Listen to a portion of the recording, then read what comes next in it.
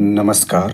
Video की संख्या में देखते हैं उत्तर प्रदेश लोक सेवा आयोग द्वारा आयोजित होने वाले परीक्षाओं का पूर्वावलोकन 2025। यानी इसमें देखें उत्तर प्रदेश लोक सेवा आयोग द्वारा आयोजित होने वाले अपर पीटी एग्जाम 2025, इसका एग्जाम देखें तो काफ़ी नियर आ चुका है। 12 अक्टूबर 2025 को आयोजित की जाने वाली है और 2025 के लिए इसमें पूर्वावलोकन का मतलब प्रीवियस ईयर क्वेश्चन का इसमें कलेक्शन है। इसमें देख सकते हैं कि 1990 से 2024 यानी लेटेस्ट 2024 तक का भी इसमें अपडेट किया गया। 108 प्रश्नों का इसमें संकलन किया गया है टॉपिक वाइज। यानी देखें जो अपर पीटी एग्जाम है यानी यूपीपीएससी पीटी एग्जाम यानी प्रीलिम्स एग्जाम जो है उसके पीटी एग्जाम में जीएस फर्स्ट में जो 8 टॉपिक है उसमें हम 8 पहले टॉपिक जो उसमें है देखें तो राष्ट्रीय अंतर्राष्ट्रीय महत्व की समसामयिक घटनाएं, इस पर महत्वपूर्ण लेक्चर बना के चैनल पर अपलोड कर दिए गए हैं। तो प्लीज़ आप इस चैनल को सब्सक्राइब करके वीडियो को लाइक करते हुए सारे लेक्चर जो है टॉपिक वाइज इस लेक्चर पर जाकर देख सकते हैं। दूसरी टॉपिक भारत का इतिहास और भारतीय राष्ट्रीय आंदोलन, इस पर आधारित जो महत्वपूर्ण लेक्चर बना के चैनल पर अपलोड कर देंगे। आज का लेक्चर इसी पर आधारित होगा, इसके शेष पार्ट का। तीसरी टॉपिक भारत एवं विश्व का भूगोल है। चौथी जो है भारतीय राजनीति एवं शासन है और पांचवी टॉपिक आर्थिक एवं सामाजिक विकास है। छठवीं पर्यावरण एवं पारिस्थितिकी संबंधित समान विज्ञान जो जैव यानी विषय समान विषय जैसे जैव विविधता, जलवायु परिवर्तन और सातवीं समान विज्ञान है और आठवीं यूपी स्पेशल है। तो ये सामान्य दिन जीएस फर्स्ट के लिए है, जीएस सेकंड सीसेट के नाम जाना जाता है। वो मात्र क्वालिफाइंग है, 33% मार्क्स आपको लाना है, यानी 100 में 33 नंबर आपको लाना है क्वालिफाई होने के लिए। और जबकि 1/3 का नेगेटिव मार्क का प्रावधान है, यानी आप ये गलत उत्तर करते हैं तो पेनल्टी ग्रुप में 1/3 मार्क्स आपके सही मार्क्स में काट लिए जाएंगे। और इसमें सम्मिलित विषय क्या है, टॉपिक वाइज यहाँ सारे जो सम्मिलित विषय हैं यानी 8 टॉपिक इसमें देख सकते हैं, 1 2 3 4 5 6 7। 8वें टॉपिक जो इसमें करंट अफेयर्स है वो इसमें इंक्लूडिंग नहीं है, करंट अफेयर्स के अलग से लेक्चर के चैनल पर अपलोड कर दिए गए हैं। तो आप इसके कंटेंट को देख सकते हैं कि इसमें कंटेंट ग्रुप में क्या दिया गया है। यहाँ इस अकॉर्डिंग टू सिलेबस सारे टॉपिक इसमें दिए गए अनुकंपा के आधार पर, इसको आप एक बार देख लें। भारत का इतिहास तो इसको पूर्वावलोकन की दृष्टि से एक बार आप देख लें और यह पूर्व के लेक्चर बना के चैनल पर अपलोड कर देंगे, इसलिए यहाँ पर हम इस एक्सप्लेनेशन नहीं करेंगे। ये ध्यान दें कि ये पूर्व की परीक्षा में पूछे गए प्रश्नों का एक्सप्लेनेशन सहित इसमें जो है दिया गया है नोट्स के रूप में। तो सारे टॉपिक वाइज इसमें दिए गए हैं, एक बार आप इसको डीपली देख लें, उससे आगे के लेक्चर को इसमें कवर करते हैं। वेरी इंपॉर्टेंट है, सिलेक्टेड नोट्स के माध्यम से, यानी पॉइंटर ग्रुप में भी सिलेक्टेड नोट्स का महत्वपूर्ण लेक्चर बना के चैनल पर अपलोडेड है। आज इसमें पूर्वावलोकन के दृष्टिकोण से सिलेक्टेड नोट्स को देखते हैं जो एग्जाम के दृष्टिकोण से अति महत्वपूर्ण साबित हो सकते हैं। तो आप एक बार इसके पूर्वावलोकन के रूप में इन टॉपिकों के आधार पर जो भी प्रश्न पूछे गए पूर्व परीक्षा में आप इसको देख लें। और ये ध्यान दें कि यह यूपीपीएससी द्वारा आयोजित अपर पीटी एग्जाम के लिए ही नहीं बल्कि यूपीपीएससी द्वारा आयोजित जो है आपका एलटी ग्रेड शिक्षक भर्ती जो कि जिसका एग्जाम 6 दिसंबर से शुरू है उसके लिए महत्वपूर्ण। इसके अलावा यूपीपीएससी द्वारा आयोजित जीआईसी लेक्चर भर्ती के लिए भी महत्वपूर्ण, असिस्टेंट प्रोफेसर के लिए भी महत्वपूर्ण है, जिसमें क्रमशः 30-40 जो प्रश्न है वो जीएस के पूछे जाएंगे। इसमें यह टॉपिक भी निहित है। तो चलिए इस लेक्चर को शुरू करते हैं। इसमें हमने देख लिया था कल के लेक्चर में, इसमें देखें तो यूनानी आक्रमण को हमने देखा, इसके बाद मौर्य साम्राज्य को हमने देख लिया है। मौर्य साम्राज्य के अंतर्गत ये सारे जो टॉपिक है इसमें हमने कवर कर लिया विथ एक्सप्लेनेशन, इसको आप एक बार देख लें। इससे आगे हम चलते हैं, यानी ये सारी जानकारी जो मौर्य साम्राज्य के आधारित थी इस पर हमने महत्वपूर्ण जानकारी दी। इसके बाद मौर्योत्तर काल को भी शामिल कर लेते हैं, इस पर भी महत्वपूर्ण प्रश्न पूछे जाते हैं आयोग द्वारा। तो चलिए इस लेक्चर को शुरू करते हैं जल्दी से। इसके बाद गुप्त और गुप्तोत्तर काल को भी देखने का प्रयास करेंगे जल्दी से। तो इसमें देखें तो प्राचीन काल के भारत पर आक्रमणों के संदर्भ में निम्नलिखित में से कौन सा कथन एक सही कालाक्रमण से व्यवस्थित है, यानी इसमें आक्रमण जो किए हैं प्राचीन काल में भारत पर आक्रमण जो किए हैं उसका क्रम क्या है। तो इसका भी ये सबसे पहले आक्रमण भारत पर यूनानी के, फिर शक पे, इस पर कुषाण किए हैं, इनमें क्रम यह सही है। यानी प्राचीन काल में भारत पर आक्रमणों के क्रम में सही क्रम देखें तो सबसे पहले यूनानी आक्रमण करते हैं, फिर शक, इसके बाद कुषाण आक्रमण करते हैं। इस सही रहा, 20 का आंसर सही है। दूसरा प्रश्न इसमें देखते हैं तो सूची फर्स्ट सूची सेकंड दिया गया है। सूची फर्स्ट सूची सेकंड इसको मैच कराना है। इसका नाम दिया आपका है सामने यहाँ पर, तो देख सकते हैं इसमें डिमेट्रियस जो हिंद यूनानी था, यानी ये राजा है और राज्य संबंधित कहाँ पर इसका शासन था। और इसके बाद देखें जो आपका रुद्रदामन है, रुद्रदामन जो है शक राजा था। और इसके बाद देखें जो गोंडोफर्निज है यह जो है पल्लव राजा था। और इसके बाद बिम ये जो है कुषाण वंशी शासक था। इसका एक्सप्लेनेशन देख सकते हैं यहाँ पर वहीं दिया हुआ, डिमेट्रियस हिंद यूनानी शासक था, रुद्रदामन शक शासक था और गोंडोफर्निज पल्लव था और बिम जो है कुषाण था। कब पूछा गया इसको देख सकते हैं। निम्नलिखित में से किस हिंद यवन शासक ने सिक्के जारी किए, वेरी इंपॉर्टेंट ये है, ये स्ट्रेटो सेकंड ने जो है ये हिंद यवन शासक स्ट्रेटो जो शीशे के सिक्के जारी किए थे। स्ट्रेटो सेकंड ने शीशे के सिक्के जारी किए थे। इस हिंद यवन शासक का शासनकाल 25 ईसा पूर्व से 10 ईस्वी तक था, यह माना जाता है। चौथा देखें उनके शासकों में से किसके सिक्कों पर संकर्षण एवं वासुदेव दोनों अंकित थे। संकर्षण मतलब बलराम, भगवान वासुदेव के जो बड़े भाई थे, संकर्षणों को कहा जाता था। यह अगाथोक्विज के सिक्कों पर जो है वह संकर्षण और वासुदेव जी के दोनों के चिन्ह अंकित थे। अफगानिस्तान के आय खानम से देखें तो अगाथोक्विज के सिक्के प्राप्त हुए जिन पर वासुदेव यानी भगवान कृष्ण और संकर्षण बलराम के चित्र अंकित हैं। आगे देखते हैं, ये ध्यान रखें कहाँ पर, अफगानिस्तान के आय खानम से। इसके बाद देखें, कार्दमक छत्रकों निम्नलिखित में से किस धातु में अति दुर्लभ सिक्के प्रचलित किए हैं? तो ये है ताम्र, यानी कार्दम छत्र जो थे किस धातु के अति दुर्लभ सिक्के प्रचलित किए? तो ताम्र के। इसका एक्सप्लेनेशन देखें तो कार्दमक वंशी शासकों की मुद्राओं को दो बड़े वर्गों में विभाजित किया जाता है। प्रथम वर्ग के अंतर्गत उन रजत मुद्राओं को रखा जाता है जो क्षहरात वंशी रजत मुद्राओं की निरंतरता का आभास कराते हैं। द्वितीय वर्ग के अंतर्गत पोटीन निर्मित सिक्कों को रखा जाता है। कार्दमक देखें, कार्दमक जो है शासक चस्टर ने रजत एवं ताम्र दोनों धातुओं की मुद्राएं चलाई थी। प्रश्न में अति दुर्लभ सिक्कों के बारे में पूछा गया, इसका सही उत्तर ताम्र होगा, क्योंकि कार्दमक क्षेत्र में ताम्र की बहुत कम मुद्राएं चलाई गई थी। यानी जो दुर्लभ होगा वही कम मात्रा में होगा, जो सुलभ होगा उसकी ज्यादा मात्रा पाई जाएगी। छठा देखें तो छठा यह है, उत्तरी तथा उत्तरी पश्चिमी भारत में सर्वाधिक तांबे के सिक्कों को जारी किया था। तो बी कुषाणों ने जारी किया था। उत्तरी और उत्तरी पश्चिमी भारत में सर्वाधिक तांबे के सिक्के जारी करने वाले में कुषाण थे। एक्सप्लेनेशन देखें तो प्रश्नगत विकल्प में उत्तरी तथा उत्तरी पश्चिमी भारत में सर्वाधिक संख्या में तांबे के सिक्कों को जारी करने वाले कुषाण शासक थे। उत्तर पश्चिम भारत में स्वर्ण सिक्कों का प्रचलन इंडो ग्रीक हिंद एवं राजाओं ने करवाया था, जबकि इन्हें नियमित एवं पूर्ण रूप से प्रचलित करवाने का श्रेय कुषाण शासकों को जाता है। कुषाण शासकों ने स्वर्ण एवं ताम्र दोनों ही प्रकार के शिशु का व्यापक पैमाने पर प्रयोग किया। स्वर्ण सिक्के पूछेगा तो सबसे पहले कौन प्रयोग किए थे भारत में? वह इंडो ग्रीक हिंदी एवं ने किया था। नियमित रूप से अपूर्ण रूप से प्रचलित कराने का क्रम देखा कुषाण शासकों ने। सर्वाधिक पूछेगा तो गुप्त शासकों ने। आगे हम देखेंगे उसमें निम्नलिखित में से किस शासक को सर्वप्रथम सोने के सिक्के जारी करने का श्रेय दिया जाता है? तो भीम कड़फिसेस है। कुषाण यानी कुषाण था, आगे हमने ऊपर दिखा था मैच कराने में, केवल भीम दिया था, कड़फिसेस। कुषाण शासकों में भीम कड़फिसेस ने सर्वप्रथम सोने के सिक्के जारी किए थे, यानी यहाँ एक्सप्लेनेशन रहा।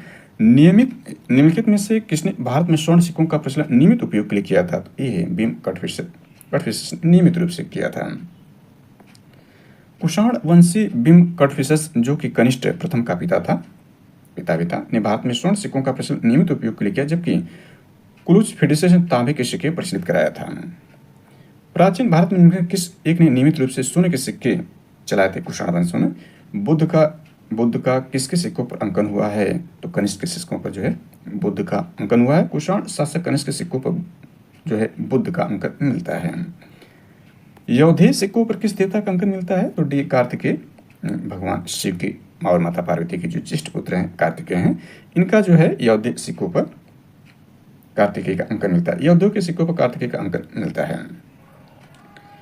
इसके बाद देखें 11 नंबर प्रश्न, निम्नलिखित में से कौन सही सुमेलित नहीं है? इसमें सही सुमेलित नहीं पूछा। सातवाहन स्वर्ण सिक्के जारी नहीं किए थे, गलत हो जाएगा। कुषाण देखें तो स्वर्ण एवं ताम्र दोनों किए थे। गुप्त ने स्वर्ण एवं रजत जारी किए थे। कलचुरी ने स्वर्ण रजत और ताम्र जारी किए थे। एक्सप्लेनेशन देखते हैं तो कुषाणों ने व्यापक रूप से स्वर्ण एवं ताम्र सिक्के चलवाए। गुप्तों ने स्वर्ण एवं रजत तथा कलचुरी शासकों ने स्वर्ण रजत एवं ताम्र के सिक्के चलवाए। सातवाहन शासकों ने स्वर्ण सिक्के नहीं चलवाए थे, उन्होंने रजत ताम्र शीशे पोटीन के सिक्के जारी किए थे। ये इंपॉर्टेंट है सातवाहन के बारे में। विक्रम संवत कब से प्रारंभ हुआ था? तो 57 ईसा पूर्व से, यानी ध्यान दें संवत के रूप में। तो विक्रम संवत जो है 57 ईसा पूर्व में हुआ। इसके बाद शक संवत पूछा जाएगा तो 78 ईस्वी में, यानी शक संवत जो है 78 ईस्वी में होगा। और गुप्त संवत यदि पूछेगा तो 320 ईस्वी में होगा। और हर्ष संवत पूछेगा तो 606 ईस्वी में हर्ष संवत की शुरुआत हुई थी। चलिए इसका एक्सप्लेनेशन देखते हैं। विक्रम संवत का प्रारंभ 57 ईसा पूर्व में। विक्रम संवत के दो अन्य नाम भी मिलते हैं, कृत संवत, मालव संवत। जैन साहित्य में महावीर के निर्माण तथा विक्रम संवत के बीच 470 वर्षों का अंतर पाया जाता है, ये भी ध्यान रखें। महावीर की निर्माण तिथि 527 ईसा पूर्व मानी जाती है। तदनुसार विक्रम संवत की प्रारंभ की तिथि 527 में से 470 घटा देंगे, 57 ईसा पूर्व निर्धारित होती है।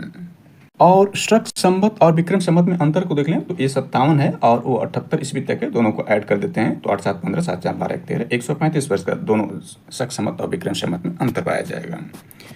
शक संवत का प्रारंभ हुआ था तो यहाँ भी 78 ईस्वी, इसको हमने देख लिया था, ऊपर एक्सप्लेनेशन कर लिया था। इसके बाद देखें जैन ग्रंथों के अनुसार विक्रमादित्य 57 ईसा पूर्व के उत्तराधिकारी को 135 विक्रम संवत यानी 135 विक्रम संवत में शकों ने पराजित कर उसके उपलक्ष्य में एक शक संवत चला था। तो 135 में घटा देंगे। इस प्रकार इसकी प्रारंभिक तिथि 137 माइनस 57 ईस्वी 78 ईस्वी आती है। अधिकांश इतिहासकारों कुषाण शासक कनिष्क को उसका प्रवर्तक माना है। चलिए आगे देखते हैं विक्रम एवं शक संवतों में कितना अंतर पाया जाता है। तो सी 135 वर्ष का वर्तमान कैलेंडर वर्ष में 57 जोड़ देने पर विक्रम संवत प्रारंभ 57 ईसा पूर्व था।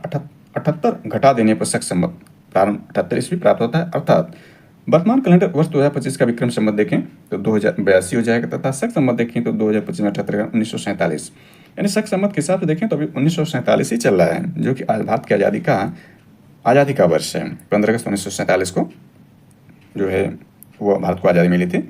तो शक संवत के हिसाब से भी 1947 से चल रहा है, लेकिन भारत को आज़ादी जो मिली थी 15 अगस्त 1947 को ग्रेनियन कैलेंडर के हिसाब से मिली थी। ये विक्रम संवत के हिसाब से 2082 चल रहा है। अतः विक्रम संवत शक संवत में अंतर देखें 135 वर्ष का हो जाएगा। एक चालुक्य अभिलेख में तिथि अंकन में शक संवत का वर्ष 556 दिया हुआ, उसका तुल्य वर्ष होगा डी है, ये है। इसका एक्सप्लेनेशन देख लेते हैं। यहाँ पर है शक संवत का प्रचलन कुषाण वंशी शासक कनिष्क 78 ईस्वी में किया था। यदि शक संवत 556 अंकित है तो ईस्वी सन 556 प्लस 78 हम जोड़ देंगे 634 हो जाएगा। निम्नलिखित में कौन सा वर्ष दिसंबर 2009 में शक संवत का वर्ष होगा।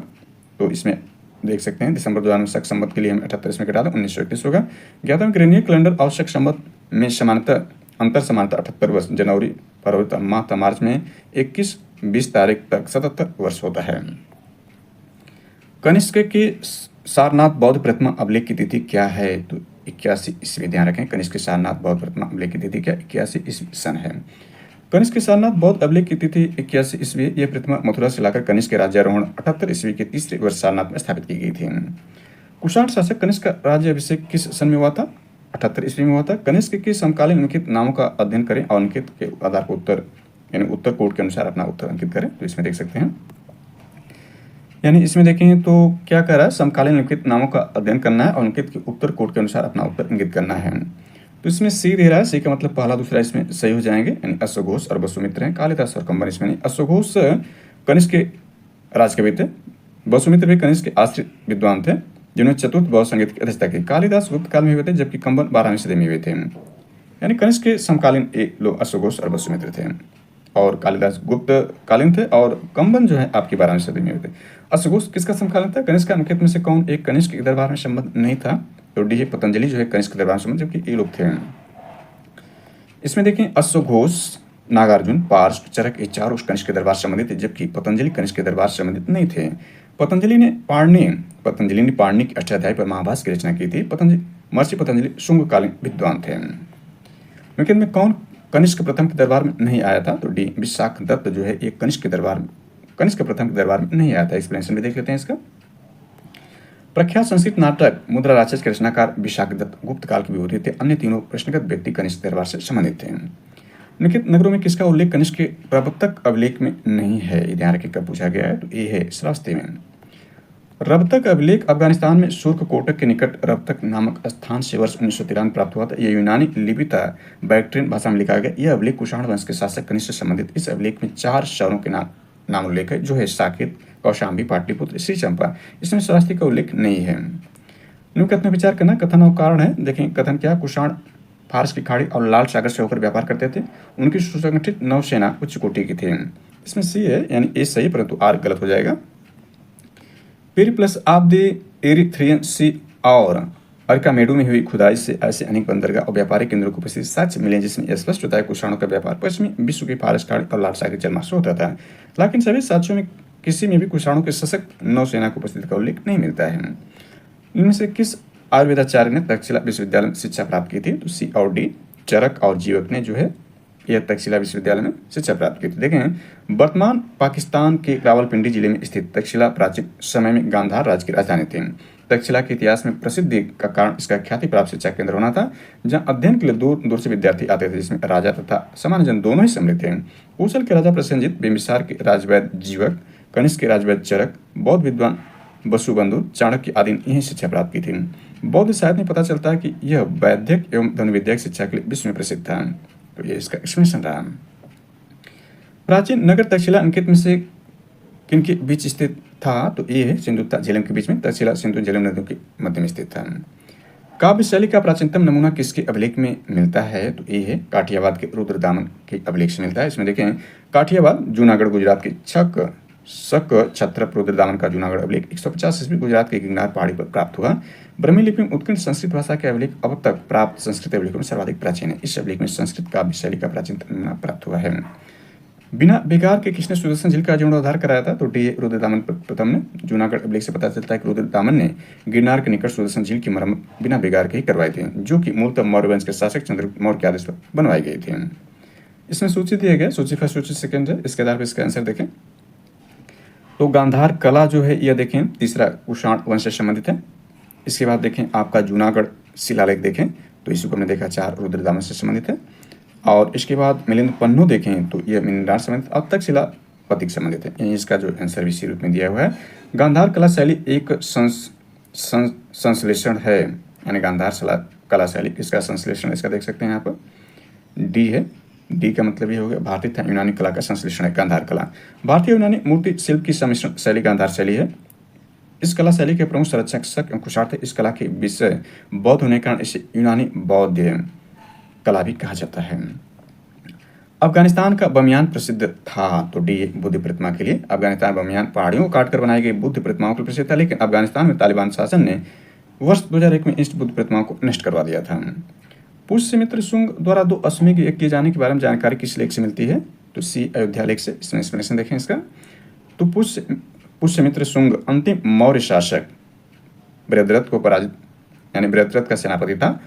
इसने 184 ईसा पूर्व में बृहद्रथ की हत्या कर शुंग वंश की स्थापना की। अयोध्या लेख से ज्ञात होता है कि इसने 2 अश्वमेध कराए थे।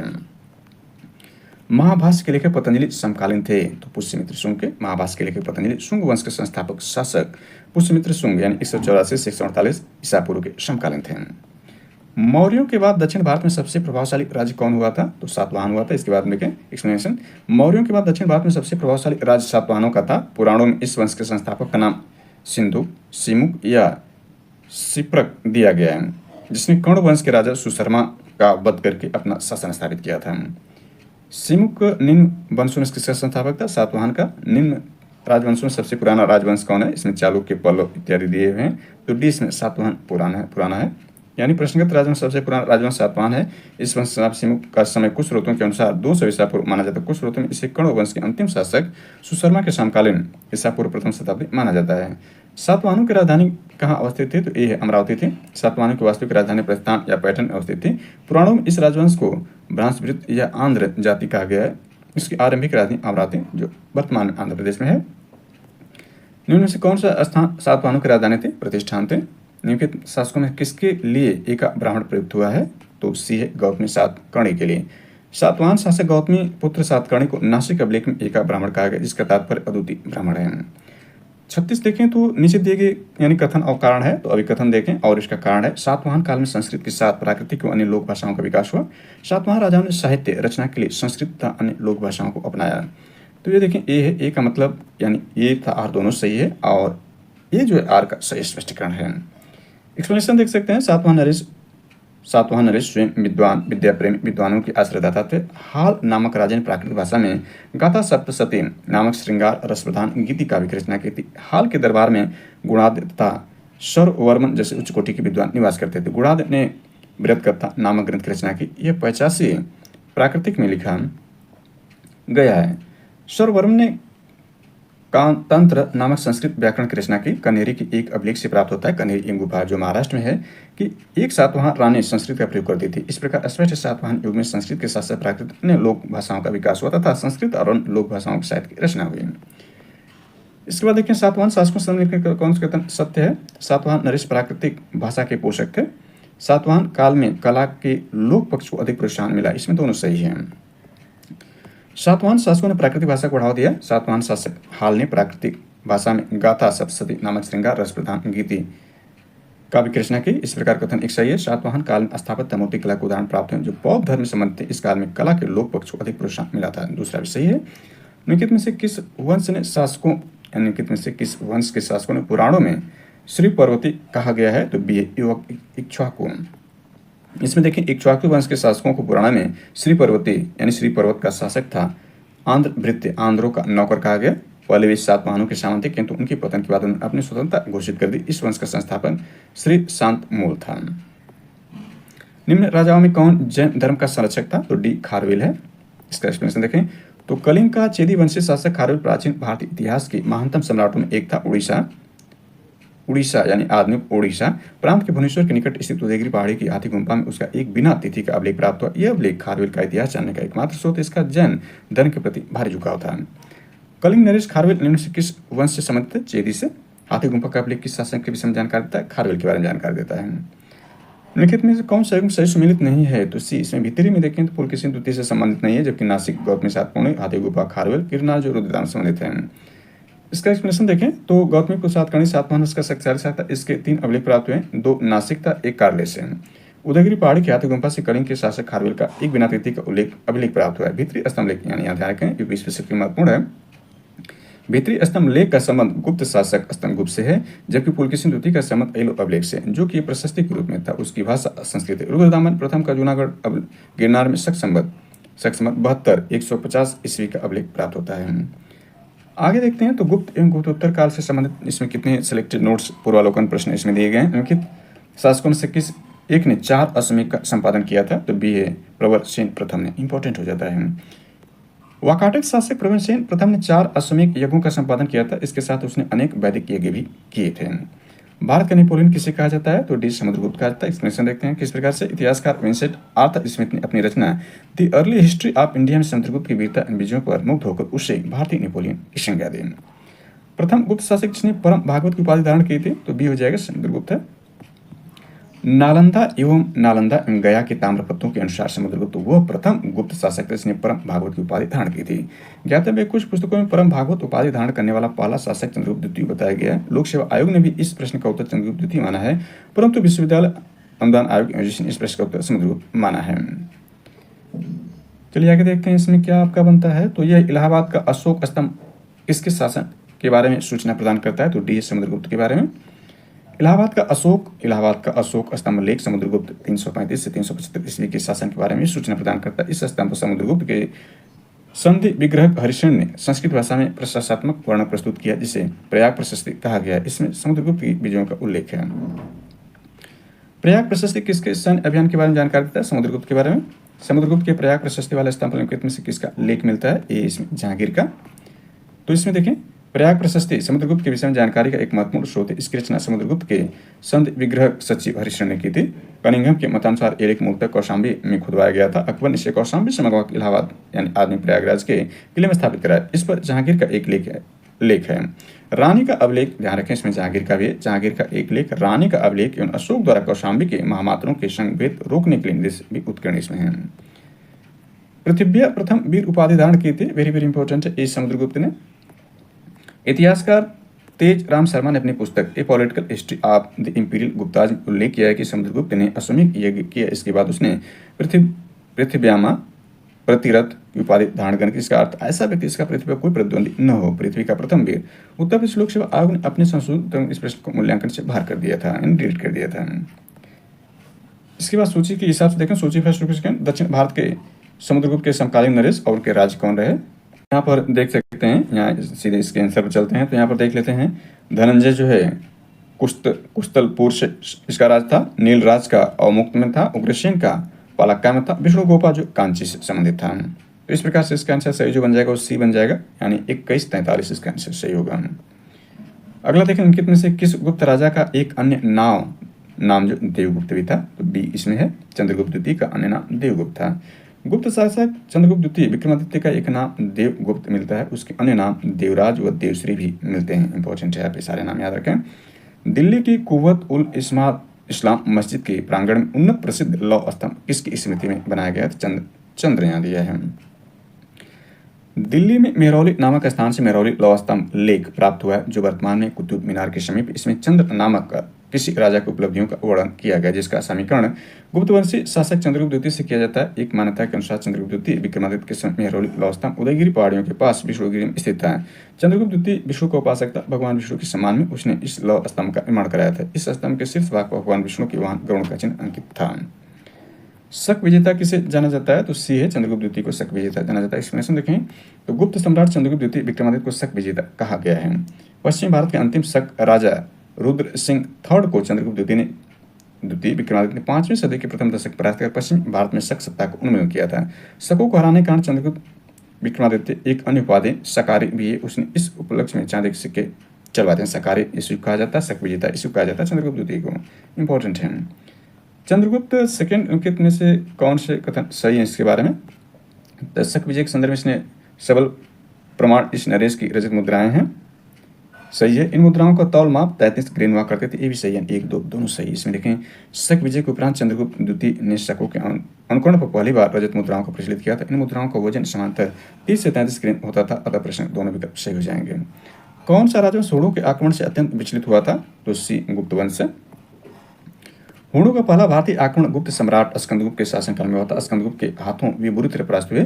यह आक्रमण एक धावा मात्र रहा और देश के ऊपर इसका कोई तात्कालिक प्रभाव नहीं पड़ा, किंतु परोक्ष रूप से इसने गुप्त साम्राज्य के पतन की गति तेज कर दी। स्कंदगुप्त की मृत्यु के बाद 5वीं शताब्दी ईसा के यानी 5वीं शताब्दी ईस्वी के अंत तथा 6ठी शताब्दी ईस्वी के प्रारंभ उत्तर पश्चिम में कई क्षेत्रों पर हुणों ने कब्जा कर लिया था। हुणों ने भारत पर आक्रमण कब किया था? स्कंदगुप्त के शासनकाल में। निम्नलिखित में से किस गुप्त शासक ने हुणों पर विजय प्राप्त की थी? स्कंदगुप्त ने। किस अभिलेख से ज्ञात होता है कि स्कंदगुप्त ने हुणों को पराजित किया था? तो ये है भित्री स्तंभलेख। एक्सप्लेनेशन देखते हैं। तो उत्तर प्रदेश के गाजीपुर जिले की सैदपुर तहसील में भित्री नामक स्थान से भित्री स्तंभलेख मिलता है। इसमें पुष्य मित्रों और हुणों के साथ स्कंदगुप्त के युद्ध का वर्णन मिलता है। उल्लेखनीय कि हुणों का पहला भारतीय आक्रमण गुप्त सम्राट स्कंदगुप्त के शासनकाल में हुआ था, जिसमें वे यानी हुण जो है स्कंदगुप्त से बुरी तरह पराजित हुए थे। मंदसौर प्रशस्ति किस शासक उपलब्धियों का विवरण प्रस्तुत करता है? तो डी है कुमारगुप्त फर्स्ट का। कुमारगुप्त फर्स्ट का समकालीन वत्स भट्टी एक स्थानीय कवि था। उसने मालवा में मंदसौर यानी 10 प्रशस्ति की रचना की। मंदसौर प्रशस्ति कुमारगुप्त फर्स्ट की उपलब्धियों का विवरण प्रस्तुत करता है। इस प्रशस्ति में तंतुवाद श्रेणी संगठन का वर्णन किया गया। वहीं साथ ही सूर्य मंदिर के वर्णन से उस नगर में प्रचलित सूर्य उपासना की धार्मिक भावना को तथा मालवा में प्रचलित शिखर युक्त प्राचीन मंदिरों की वास्तुगत विशेषताओं का निरूपण किया गया है। निम्नलिखित में से कौन सही सुमेलित नहीं है? तो सी इसमें प्रभावती गुप्ता यानी नाम दिया गया है। प्रभावती गुप्ता का अभिलेख कहाँ पर नहीं है? तो उदय गुहा अभिलेख में शेष इसमें सही है। कुमारगुप्त फर्स्ट मंदसौर अभिलेख है, पत्तिक तक्षशिला अभिलेख है, समुद्रगुप्त एरन अभिलेख है। इसका एक्सप्लेनेशन यहाँ देख सकते हैं। कुमारगुप्त फर्स्ट देखें मंदसौर अभिलेख है, पत्तिक जो है तक्षशिला अभिलेख है, चंद्रगुप्त द्वितीय जो है ये उदयगिरि गुहा अभिलेख है, और समुद्रगुप्त देखें तो ये आपका एरन अभिलेख है। प्रभावती गुप्ता का उदयगिरि से कोई अभिलेख नहीं प्राप्त हुआ है। निम्नलिखित युग में कौन सा एक सही सुमेलित नहीं है, यानी इसमें नहीं पूछ रहा, तो यही है सर्ववर्मन गया ताम्र अभिलेख गलत है। शेष इसमें 3 सही है। सर्ववर्मन का ताम्र मुद्रा अभिलेख असीरगढ़ से प्राप्त हुआ, यानी गया ने असीरगढ़ से प्राप्त हुआ, न कि गया से। ताम्र पर समुद्र को संबंधित है। चलिए आगे इसमें देखते हैं। तो आपका ये 17वां प्रश्न इसमें भी सूची है, यानी ये अक्सर एग्जाम में पूछा जाता है, वेरी वेरी इंपॉर्टेंट है। यानी इसमें शासक और उनकी रानियां दिया गया है, इसमें कौन सही है? तो चंद्रगुप्त के देखें जो रानी है वह कुमार देवी थी, यानी चंद्रगुप्त की रानी कुमार देवी। और समुद्रगुप्त की रानी देखें तो यह दत्ता देवी इनका नाम था। और चंद्रगुप्त द्वितीय की देखें यानी चंद्रगुप्त प्रथम जो दिया गया है उसकी रानी कुमार देवी और समुद्रगुप्त की दत्ता देवी थी। और चंद्रगुप्त द्वितीय की रानी देखें तो ये आपका जो है वह 2 है, यानी कुबेर नागा इनकी रानी का नाम था। और कुमारगुप्त प्रथम शेष इसमें आपका बच जाएगा, अनंत देवी जो है कुमारगुप्त प्रथम की रानी का नाम था। चलिए इसका एक्सप्लेनेशन देख लेते हैं। तो इस प्रकार से इसका एक्सप्लेनेशन दिया गया। शासक और रानियां चंद्रगुप्त प्रथम यानी फर्स्ट है कुमार देवी इनकी रानी थी, समुद्रगुप्त की दत्ता देवी, चंद्रगुप्त द्वितीय की कुबेर नागा और कुमारगुप्त प्रथम की अनंत देवी रानी का नाम था। चलिए आगे इसमें देखते हैं। यहाँ भी सूची दिया गया है, यानी इसमें सम्राट है और इसके विरुद्ध यानी इसके जो नामकरण किस नाम पर था, यानी उपाधियाँ कौन सी विरुद्ध कौन कौन से धारण किए थे उसको देख लेते हैं। तो इसमें अशोक का जो नाम था प्रियदर्शन के नाम से यह उपाधियाँ इसको यह कहा जाता था। इसके बाद देखें समुद्रगुप्त की जो उपाधि थी वह पर क्रमांक की थी समुद्रगुप्त की, यानी कुल मिलाकर सी इसमें है। और देखें जो आपका सी है चंद्रगुप्त द्वितीय का देखें विक्रमादित्य यानी चौथा हो जाएगा। स्कंदगुप्त क्रमादित्य के नाम से जाना जाता था। तो यहाँ इसका दिया भी गया इंपॉर्टेंट है। अशोक देखें तो प्रियदर्शन के नाम से जाना जाता था, और समुद्रगुप्त पर क्रमांक के नाम से, चंद्रगुप्त द्वितीय देखें विक्रमादित्य के नाम से, और स्कंदगुप्त देखें क्रमादित्य के नाम से जाना जाता था। यह इसका उपनाम था, यह उपाधियाँ थी। प्राचीन व्यापार के संदर्भ में निम्नलिखित कथनों पर विचार कीजिए। प्राचीन भारत में बहुत से नदी बंदरगाह के संदर्भ मिलते हैं, यानी सही है। वहाँ सामान और यातायात के बड़े गोदाम थे। ये भी सही है, दोनों इसमें कथन सही। इसमें देखें प्राचीन भारत में नदियों और बंदरगाह व्यापार और यातायात के प्रमुख केंद्र थे। हड़प्पा सभ्यता में लोथल जैसे नदी, बंदरगाह और बड़े गोदामों के प्रमाण मिले हैं। ऐतिहासिक काल में गंगा, सिंधु, कावेरी जैसी नदियां व्यापार और व्यापार और परिवहन का मार्ग प्रदान करती थी। मुजुरिस, सोपारा, भृगुकच, कोरकोई, ताम्रलिपि, पुहार जैसे बंदरगाह रोमन और दक्षिण पूर्व एशियाई व्यापार के लिए प्रसिद्ध थे।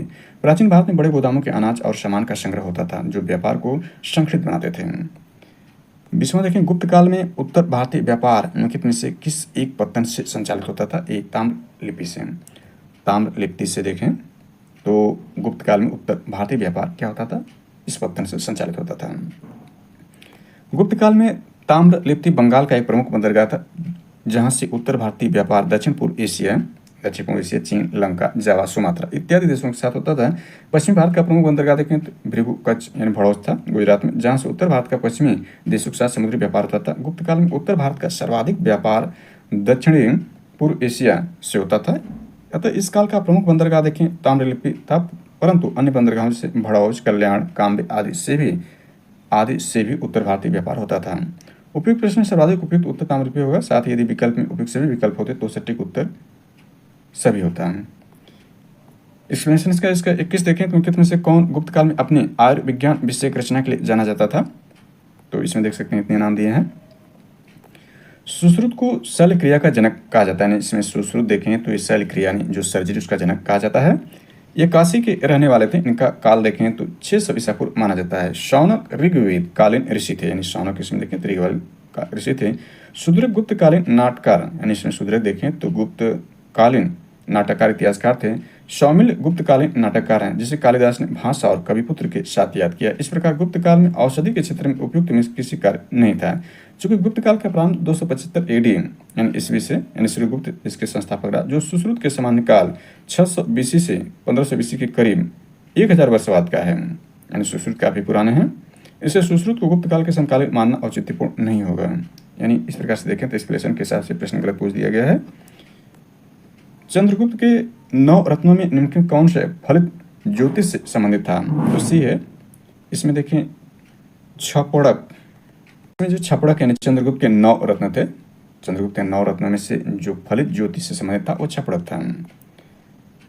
चंद्रगुप्त द्वितीय विक्रमादित्य के कुशल शासन की प्रशंसा चीनी यात्री फायान ने भी की है। इसके 9 रत्नों की प्रसिद्धि सर्वकालिक नहीं है, सर्वकालिक रही है। यानी चंद्रगुप्त जो है, यानी चंद्रगुप्त जो द्वितीय है उसके चंद्रगुप्त द्वितीय विक्रमादित्य से 9 रत्नों की प्रसिद्धि काफी सर्वकालिक रही है। 9 रत्नों में सर्वोत्कृष्ट महाकवि कालिदास थे, जबकि छपड़क रत्न फलित ज्योतिषी थे।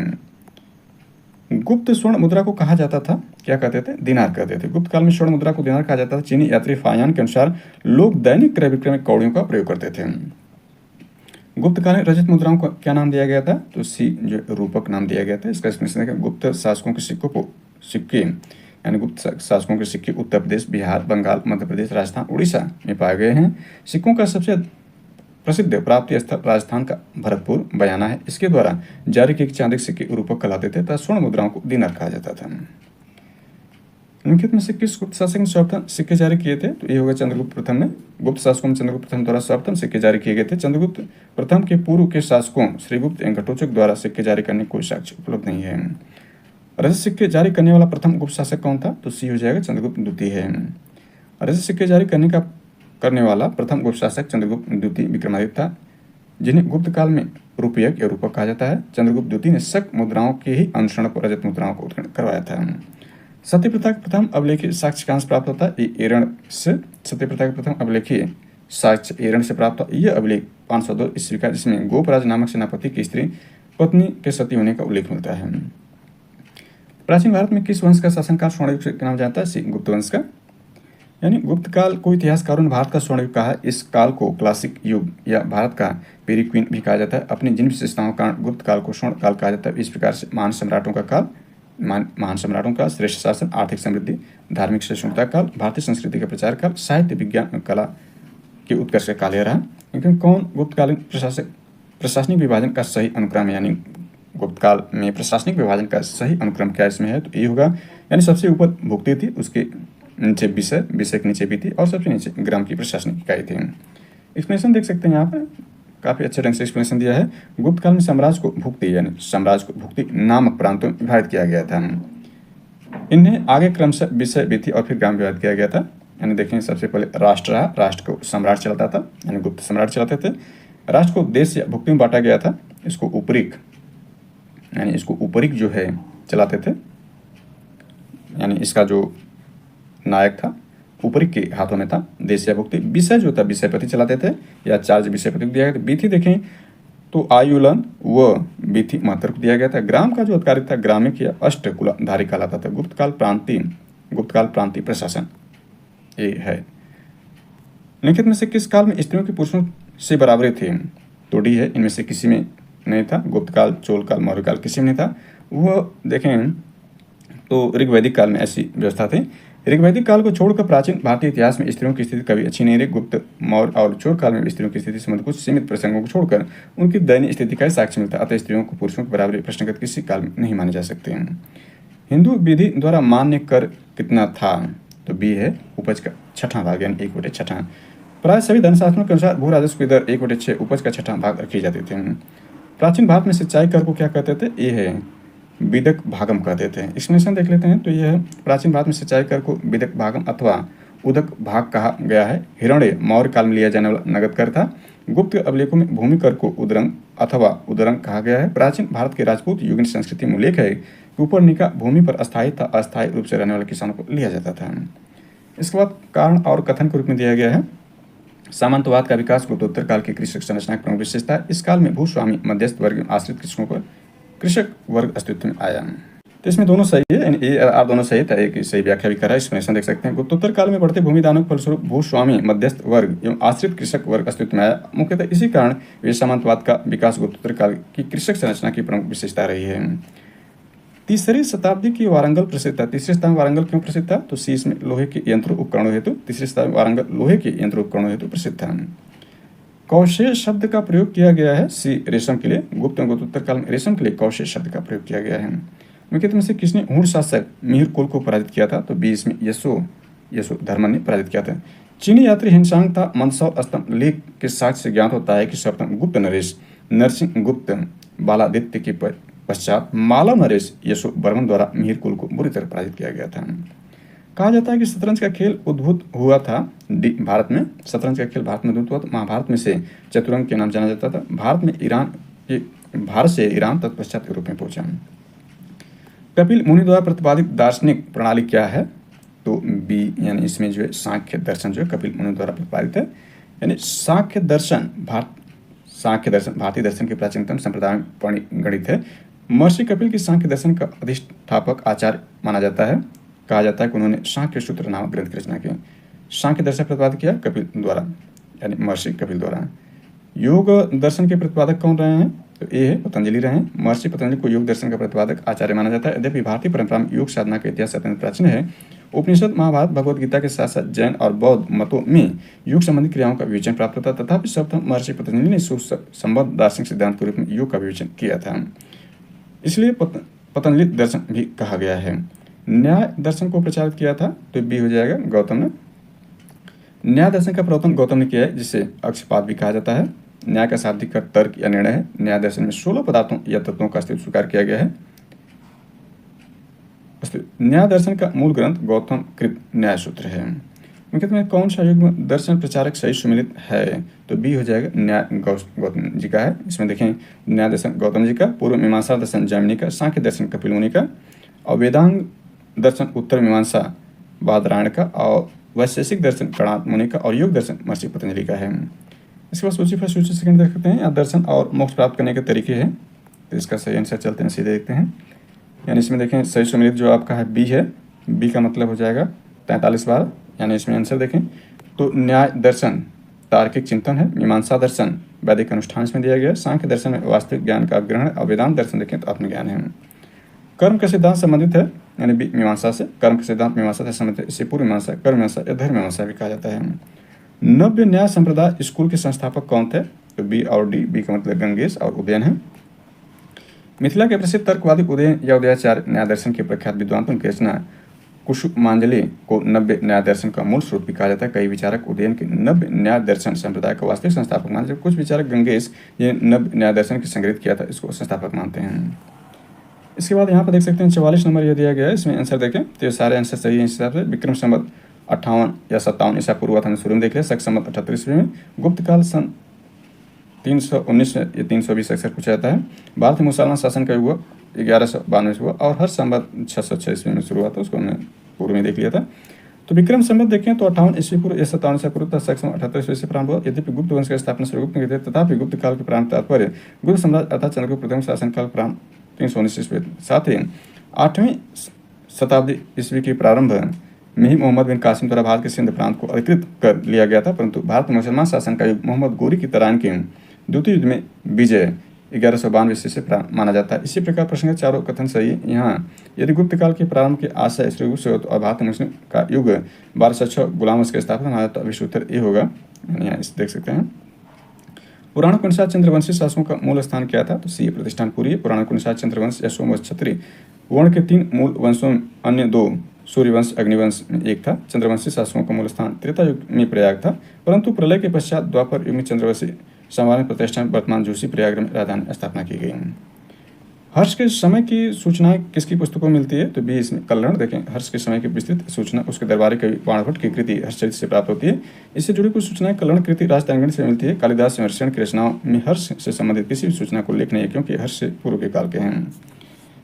आगे देखें तो हर्ष के साम्राज्य की राजधानी क्या थे, तो ये कन्नौज थे।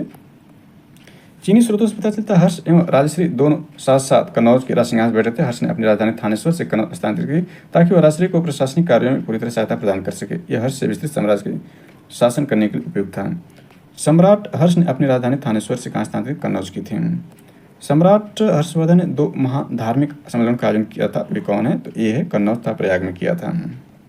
इसमें देखें तो अन्य धर्मों से महायान की उत्कृष्टता सिद्ध करने के लिए हर्ष ने कन्नौज में विभिन्न धर्मों एवं संप्रदाय के आचार्यों की एक विशाल सभा बुलाई थी। चीनी साक्ष्यों के अनुसार इस सभा में 20 देशों के राजा अपने देशों के प्रसिद्ध ब्राह्मणों, श्रमणों, सैनिकों, राजपुरुषों आदि के साथ उपस्थित हुए।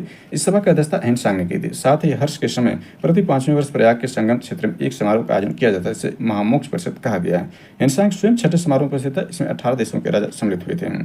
उत्तर प्रदेश स्थित वो स्थल जहाँ हर्षवर्धन ने बौद्ध महासम्मेलन का आयोजन किया था, प्रयाग या प्रयागराज में। निम्नलिखित शासकों से किसने हर्षवर्धन को पराजित किया था, तो डी पुलकेशिन द्वितीय ने।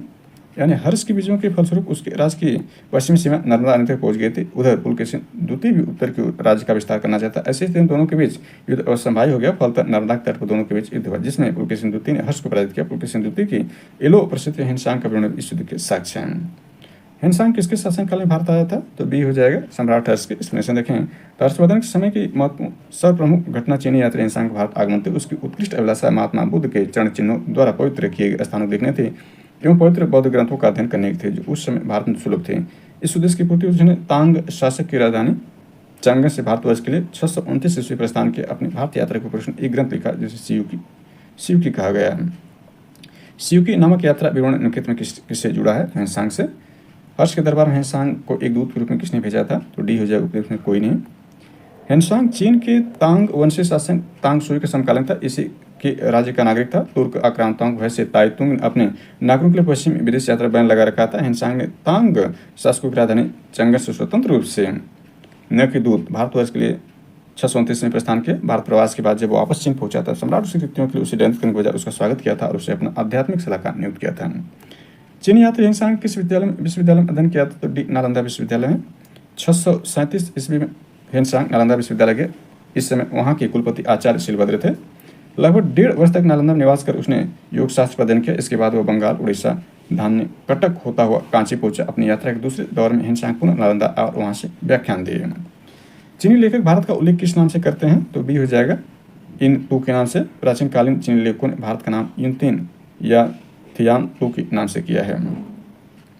लेकिन कौन सही सुमेलित नहीं है, तो इसमें सही सुमेलित नहीं दिया है। तो यहाँ पर देखें ये कब पूछा गया, आप ध्यान दें। तो इसमें फायान के भारत आक्रमण का काल देखें 10 वर्ष, यानी 402 ईस्वी से 412 ईस्वी। ये दिया इसमें है टकरा, जबकि उसकी चीन से कुल यात्रा अवधि 399 ईस्वी से 414 ईस्वी तक रही। यह हो गया। हिंसांग का भारत आक्रमण 629 से 645 ईस्वी, ये भी सही रहा। इत्सिंग का भारत आक्रमण 671 से लेकर के 695 यानी 79 से लिखा है। इत्सिंग का भारत आक्रमण देखें 671 से 695 था, जबकि अल मसूदी का देखें तो 915 से लेकर के 16 इसमें भारत भ्रमण किया था। तो इस प्रकार से यह मैच नहीं करेगा अल मसूदी, और बाकी लगभग निकटतम हैं। निम्नलिखित कथन विचार किया था, नीचे दिए गए कुछ सही उत्तर इसमें चुनना है। तो मुल्तान के सूर्य मंदिर का उल्लेख हिंडशान, आबुज ईद, अल मसूदी था, अलबरूनी ने किया है। शाम्भपुर यत्रुसा सूर्य पूजा संबंधित था, इसमें से 1, 2 दोनों सही है। मुल्तान के सूर्य मंदिर का उल्लेख हिंडशान, आबुज ईद, अल मसूदी था, अलबरूनी ने किया है, कथन 1 सही है। शाम्भपुर यात्रा उत्सव सूर्य पूजा संबंधित, ये भी कथन सही है। अगले प्रश्न से निम्नलिखित कथनों में कौन सा 8वीं शताब्दी के संत शंकराचार्य के बारे में सही नहीं है? ध्यान रखना, इसमें सही नहीं पूछ रहा था। उन्होंने प्रयाग को तीर्थराज नाम दिया था, ये गलत है। शेष इसमें सही है। उन्होंने भारत के विभिन्न क्षेत्रों में 4 धाम स्थापित, सही है। उन्होंने बौद्ध जैन धर्म के विस्तार पर सही है। वेदांत का प्रसार किया, सही है।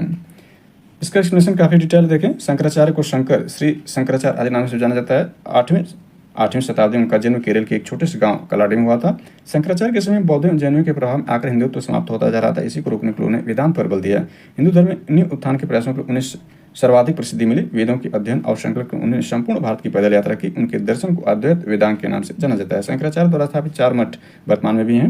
हिंदू धर्म के पथ प्रदर्शक माने जाते हैं। इनका विवरण इस प्रकार से: श्रृंगेरी कर्नाटक दक्षिण में है, द्वारिका गुजरात पश्चिम में है, पुरी उड़ीसा पूर्व में है, तथा ज्योतिष मठ उत्तराखंड में है यानी उत्तर में है। प्रयाग का तीर्थराज नाम पौराणिक काल से मिलता है। आदि शंकर जो बाद में शंकराचार्य, उनका जन्म कहाँ? केरला में होता है। आदि शंकराचार्य द्वारा स्थापित 4 मठ कहाँ पर है? जोशी मठ, द्वारका, पुरी और श्रृंगेरी में। ऊपर हमने देख लिया है। क्योंकि जोड़े में कौन सा जोड़ा सही सम्मिलित नहीं है? तो सी इसमें नहीं है। हर्ष से सम्बन्धित नहीं थे। हर्षण प्रयाग प्रशस्त का रचयिता, समुद्रगुप्त का सामरिक सचिव था, जबकि हर्ष का दरबारी कवि बाणभट्ट था। अन्य विकल्प से सम्मिलित है। इसके बाद यहाँ सूची दिया गया। सूची के हिसाब से यहाँ से दरबारी कवि और राजा दिए गए। तो 20 का सही 41, 23 उसमें जाएगा।